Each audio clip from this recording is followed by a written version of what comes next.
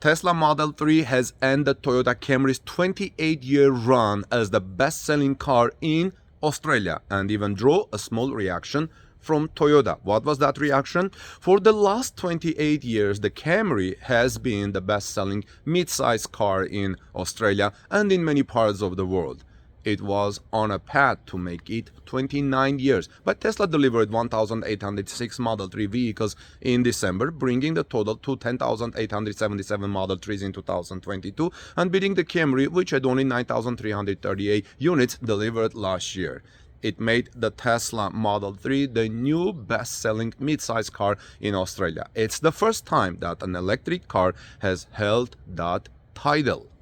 The change appears to have taken Toyota by surprise, since the automaker still listed the Camry as a best-selling medium car in the country in its press release, bragging about its dominance over the Australian auto market. But it had to add a mention of vehicle for less than $60,000. This is what Toyota said. Toyota vehicles were the best-selling models in 9 market segments last year. Corolla, small cars; Camry, medium cars under $60,000; RAV4, medium SUVs; Land Cruiser Prado, large SUVs; Land Cruiser Wagon, upper large SUVs; Hi-Ace, light buses; Hi-Ace vans; Hilux for 2 PUCC, and Hilux for 4 PUCC.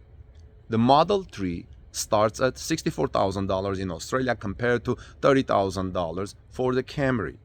We are starting to see things like that in more and more markets every year. Quite soon, only electric vehicles are going to be top-selling vehicles, and Toyota is going to need a lot more of them if it still wants to be able to have those lists in its annual press releases. But Toyota has a special attention to electric vehicles, and I've talked about that. Now, the Japanese automaker has been falling behind when it comes to all electric vehicles, as it bet heavily on hybrids, which are just not cutting anymore. Toyota says they want to be a department store where you can find all types of vehicles. Hopefully things like that, where an all-electric vehicle takes a 28-year title away from it, would light a fire under them. Now let's see what else is happening with Tesla.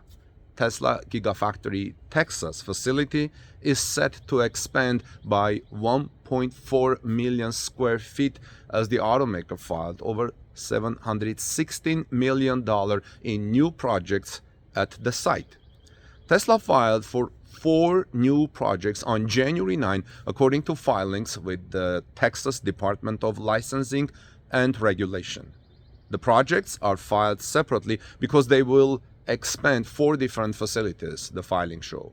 Tesla registered the projects to Cell 1, Drive Unit, Cathode, and Cell Test Laboratory. So as you see, a lot of them have to do with Tesla battery production in Austin. According to the Austin Business Review, which initially spotted the filings, the projects will provide Tesla with 1.4 million additional square feet on site at Gigafactory Texas, and construction could start as soon as the end of the month. The total cost for the 4 new facilities is $716 million, with the bulk of the expenditure coming from the construction of the Cell 1 facility, which is set to cost $368 million. The cathode building is $260 million, while the drive unit and cell test lab buildings will cost $85 million and $3,700,000. Tesla filed the project as new construction. Tesla has been planning to build a cell facility at Gigafactory Texas for some time. On this channel, I've talked about that, I've reported on that. Tesla filed to build a cathode plant at Gigafactory Texas in February 2022, things with Travis County showed. The cell facility will supplement the automaker's attempts to expand electric vehicle manufacturing in the United States, but will also help Tesla become less dependent on suppliers for its products. Currently, Tesla has numerous battery cell supply deals, most notably with Panasonic in the United States. However, the growth of the electric vehicle market has placed a shortage of battery cells, and battery materials, not only for Tesla, but for every automaker. Tesla, which introduced its new 4680 battery cell several years ago, is planning to implement these new batteries into various projects, most notably the Model Y from Gigafactory, Texas, which started deliveries to customers last year. Tesla delayed several projects over the past few years because of battery constraints. However, the construction of cathode and cell manufacturing plants at Giga Texas could relieve the company of these shortages as electric vehicle sales expand. And as you know, it looks like there are positive signs in China after the recent price cuts. Tesla is also planning to build the Cybertruck in Texas, but the packs are currently being manufactured in Fremont due to the lack of a cell production plant in Austin at Giga Texas. Evidently, Tesla will also be building drive units for its vehicles in Texas. It has built drive units for the Model 3 at the Tesla Gigafactory in Nevada for several years. Now let's move on and see what else is happening with Tesla. Tesla has never considered other electric vehicles as competitors, said the company's vice president in China. Tesla competes only with cars with internal combustion engines, therefore trying to attract consumers to buy its electric vehicles. On January 9th, Grace Tao, the vice president of Tesla, gave an interview to the media in which she spoke about the company's policy, strategy, and pricing. Amid the recent news of price cuts in China and elsewhere, she spoke about Tesla's role in the Chinese automotive market. This was an interesting thing. Tao stressed that the only competition it has is internal combustion engine vehicles, with other electric vehicles being allies, according to Auto Report. Did you see my yesterday's report about BYD saying exactly the same thing and had a really nice attitude? Check it out.